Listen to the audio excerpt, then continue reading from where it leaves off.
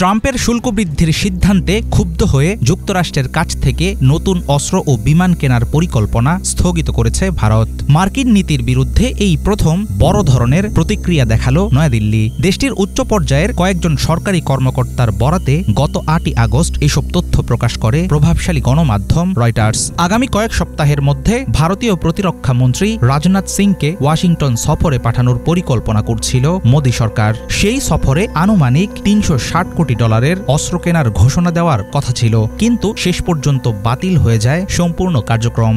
যুক্তরাষ্ট্র থেকে অস্ত্র কেনা স্থগিত করে পাল্টা জবাব দিচ্ছে ভারত। রাশিয়ার কাছ থেকে তেল কিনে ইউক্রেন যুদ্ধে মস্কোকে আর্থিক সহায়তা দিচ্ছে ভারত।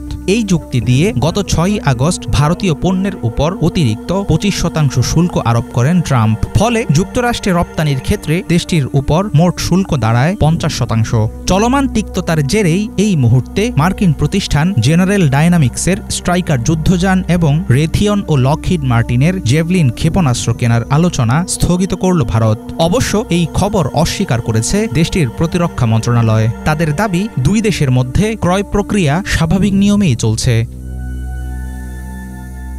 চীনের বিরুদ্ধে কৌশলগত প্রতিদ্বন্দ্বিতার কারণে সাম্প্রতিক বছরগুলোতে বাড়ছিল যুক্তরাষ্ট্রের সঙ্গে ভারতের প্রতিরক্ষা সহযোগিতা। গত ফেব্রুয়ারিতে মোদি ও ট্রাম্প যৌথভাবে 6টি বোয়িং P-81 নজরদারি বিমান সহ বড় অস্ত্র চুক্তির ঘোষণা দেন। কিন্তু দিল্লি ওয়াশিংটনের শুল্ক বিরোধের কারণে সমরাস্ত্র কেনা স্থগিত হলেও এখনও ভাঙেনি রাশিয়ার সঙ্গে ভারতের দীর্ঘদিনের প্রতিরক্ষা সম্পর্ক। অন্যদিকে রাশিয়ার সমান দামে যুক্তরাষ্ট্র ও অন্যান্য দেশ থেকে তেল পেলে রাশিয়া থেকে তেল আমদানি কমাতে রাজি নয়াদিল্লি, এমনটা মনে করছেন বিশ্লেষকরা।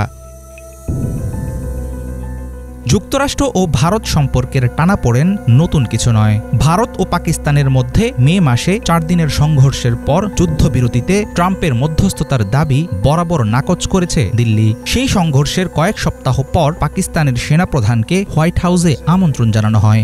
বিষয়টি ভারতের কাছে কূটনৈতিকভাবে অস্বস্তির কারণ হয়ে দাঁড়িয়েছিল। সবকিছু মিলিয়ে প্রতিরক্ষা ও বাণিজ্য দুই দিকেই দ্বিপাক্ষিক সম্পর্ক এখন দাঁড়িয়ে আছে তীব্র অনিশ্চয়তার মুখে। এর ফলে বড় রকমের ধাক্কা খেয়েছে ওয়াশিংটন দিল্লির কৌশলগত ঘনিষ্ঠতা। বিশ্বের দ্বিতীয় বৃহত্তম অস্ত্র আমদানিকারক দেশ ভারত। দীর্ঘদিন ধরে রাশিয়াই তাদের প্রধান সরবরাহকারী। তবে সাম্প্রতিক সময়ে ফ্রান্স, ইসরায়েল ও যুক্তরাষ্ট্রের কাছ থেকে অস্ত্র কেনার দিকে ঝুঁকছে মোদী সরকার।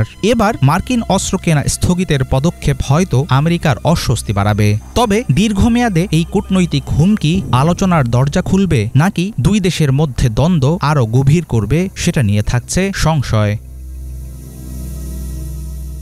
হাফিজুল ইসলাম, বাংলা ভিশন।